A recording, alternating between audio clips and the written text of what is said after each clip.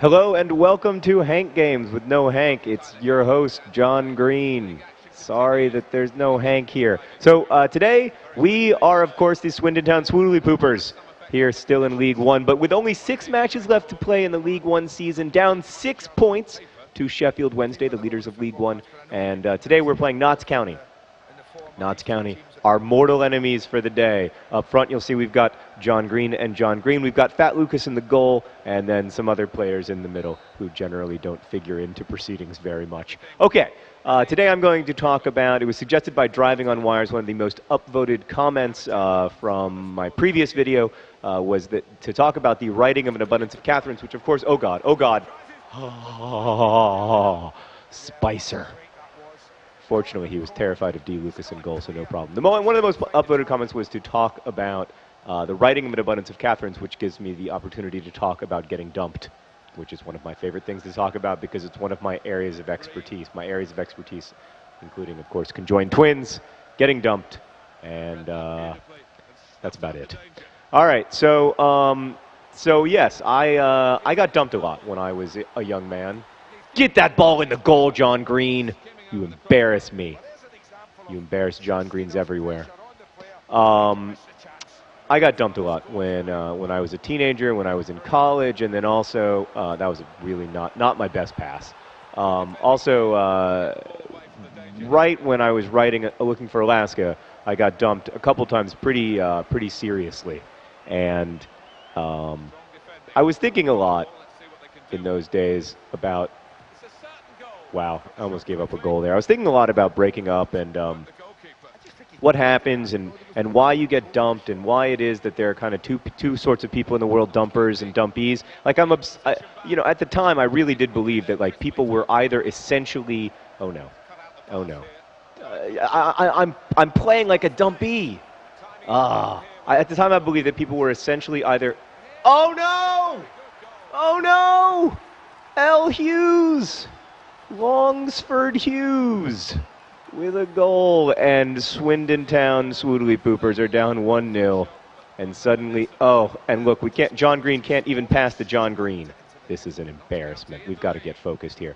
Anyway, I was obsessed with getting dumped, and that was really what initially made me want to write An Abundance of Catherines. I wanted to write a novel that would help me understand why some people get dumped over and over and over again, and why we end up in these relationship patterns that extend beyond just one person and become like these, oh my God, I can't stop this guy, Longsford. He's unstoppable. Okay, I'm going to calm down and I'm going to score some goals because I have ball John Green, the other team doesn't. That should be an adequate advantage. Necessary slide tackle, the best kind of slide tackle. And I've even recently mastered the Y button, so I should really. Why can't you score, ball John Green? Is it the mustache? Does the size of your mustache screw up your center of gravity? So also related, when I was in high school, I developed this idea that romantic relationships were essentially very predictable. Like whenever my friends would get in these, they'd have these romantic tiffs. Ball John Green. I pressed the wrong button there. I had ball John Green open for a goal, and I pressed the wrong button, and I'm incompetent, and I hate myself. So you get in these, oh no. You get in these, what happens is you start to feel this shame, and then it just becomes a self-repeating phenomenon, which we're going through right now as a team, the Swindon Town Swoodly Poopers. So I noticed that all relationships were really, really predictable. Like, you could pretty much tell as soon as two people started dating who was going to dump who in the end. Like, you could kind of tell based on who was better looking and who was more popular and more comfortable with themselves. You could just tell how it was going to end. And I used to this was sort of a parlor game for me, actually. Get D. Lucas. Fat Lucas, this is not like you. I need you to focus. We're in the 39th minute. We're still down 1-0, and I'm beginning to become concerned. Fortunately, I do have Fat John Green on my team. Ball John Green. This whole thing is just turning into a disaster. Anyway, I figured that you could come up with an algebraic equation that would basically predict in advance which of two people would break up with the other. That was an old idea in my mind. Unfortunately, I'm really bad at math, so I was never able to develop that idea until I made the acquaintance of Brotherhood 2 resident mathematician Daniel Biss. Please score. Yes, other John Green bringing it in. 1-1 tie. That's right. You hug him because you love him. You hug him because you love him. We're tied at the end of the first half. Oh, thank goodness. Okay. Feeling a lot better, a lot more confident going into the second half. I feel like we've controlled the Longsford. Oh. And I feel like, you know, we kind of, Notts County, they had a little run there. And I lost my confidence, as sometimes happens to dumpies. But now I'm getting it back. And in the second half, I will be talking to you about what happened when I actually decided to write An Abundance of Catherines instead of just thinking about it. So, 1-1 at halftime for these Swindon Town Swoodly Poopers. This humiliating goal, which really could not have gone worse from my perspective. And then, yeah, that didn't go well. I had a number of breakaways that I wasn't able to convert on. But finally, other John Green showed his true colors, that he is a Swindon Town Swoodly Pooper through and through, and achieved greatness, at least for a moment. So now it falls to the Swindon Town Swoodly Poopers to score a goal here, and not to put pressure on myself, but essentially, if we don't win this game, we are not going to win League One, which will complicate our mission of moving forward into the championship next year. I'm going to try to use the Y button here. Y button? No, it didn't work. That's unfortunate. So I had this idea that I was going to write a book about a guy who gets dumped over and over again, and then I had the idea that he should get dumped over and over again by girls who all have the same name, that name being Catherine, as a way of sort of, you know, exploring the phenomenon of repeating behavior, even when you kind of know that it's a bad idea. So I had all those ideas. I'm going to try the Y button again. It worked better this time. Oh no, go with, yes, it went in the goal! It went in the goal! What a beautiful goal. Oh, look at Ball John Green. He can't even control himself. He's so excited. Let's look at that again, because that was hideous. Look at that. Oh, man. Goalie. The goalie, apparently, he made the decision to kick the ball into the net because he was mad at himself, I guess. I don't know. But anyway, I love the decision, Birch. Great decision. That's the kind of thing you never see out of Fat Lucas. So when it came time to write the book, though, I was no longer getting dumped because I was already dating Sarah when I started writing An Abundance of Catherines. So it was a little bit weird because I decided to write this book that was about, you know, how relationships end and how, you know, dumpers and dumpies interact. And I had all of these, you know, complicated theories about it. And I also really wanted to write a funny book.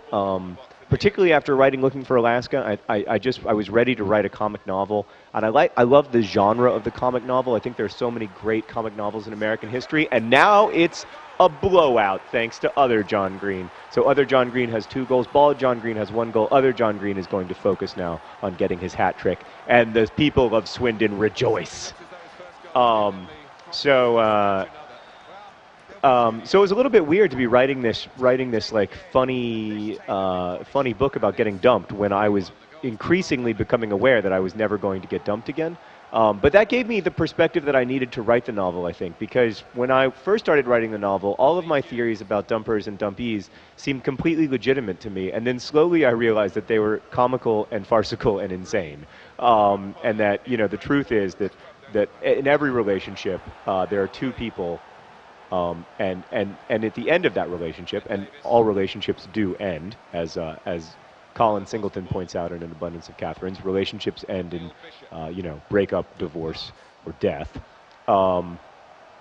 Given that all relationships end, the like relentless focus on forever as an idea is a really flawed focus. And I think once I realized that, it made it a lot easier for me to be in a happy romantic relationship, but it also changed my my viewpoint on the whole thing, and allowed me to make An Abundance of Catherines funny, which ultimately it is. It's also the only novel I ever wrote that's written in third person. I did that because, you know, Colin, the main character of An Abundance of Catherines. By the way, the vast majority of you haven't read An Abundance of Catherine, so maybe I should tell you what it's about. It's about this child prodigy named Colin Singleton who's been dumped 19 times by girls named Catherine. And I wanted to write about child prodigy just because I was fascinated by, like, I mean, I feel like our generation, by our generation I mean the generation that grew up with computers and the internet and the children of baby boomers or or we were all told that we were very, very special. And then we got to be older and we realized that we weren't very, very special. And that was a difficult transition. I'm fascinated by that transition. I really, I realize that I said I'm fascinated by a lot of times, but that's why I write, is because I'm fascinated by stuff. I'm interested in how to make sense of it. Oh, look at his beautiful, beautiful mustache with his wet, bald head. I love you so much, bald John Green. They're doing some substitutions. Apparently, they're bringing on a Ravenclaw. So I wanted to write all these things into one book, and I didn't think that was really even going to be possible. Can he do it? No. I didn't even really think it was going to be possible. But then the great thing about writing Catherine's for me was that I was able to write just try to be funny, and I didn't have a lot of other priorities as a writer on that particular novel. I just wanted it to be funny and sweet, and I think it really reflects that time of my life, which was a funny, sweet time of life when I was learning to be a grown-up in much the same way. Oh no, thank God for Fat Lucas.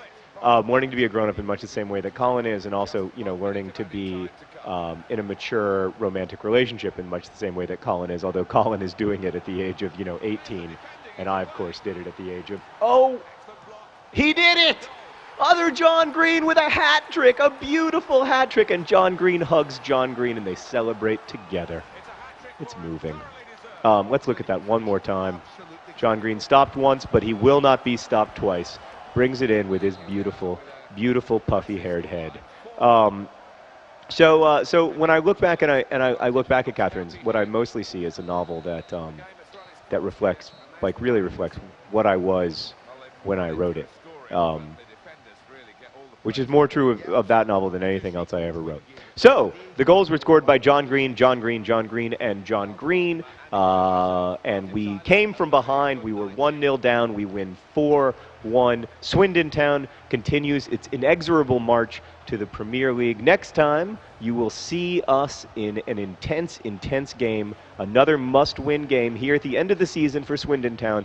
Thank you for watching. I will not see you, and you will not see me, and I don't know the outro. Tell me what to talk about in the next video. Best wishes.